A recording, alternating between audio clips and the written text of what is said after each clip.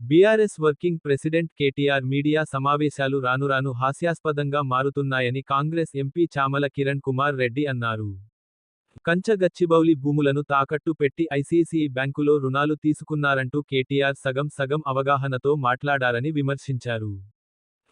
నిన్న సుప్రీంకోర్టు వ్యాఖ్యల తర్వాత కేటీఆర్కు నిద్రపట్టకపోయి ఉంటుందని అన్నారు. రేవంత్ రెడ్డిపై ఏం విమర్శలు చేద్దామా అని రాత్రంతా సిద్ధమై ఉంటాడని ఎద్దేవా చేశారు.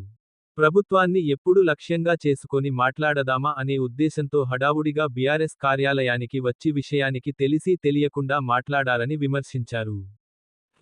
రేవంత్ రెడ్డిని, కాంగ్రెస్ ప్రభుత్వాన్ని విమర్శించడానికే కేటీఆర్ మీడియా సమావేశాలు నిర్వహిస్తున్నారని మండిపడ్డారు.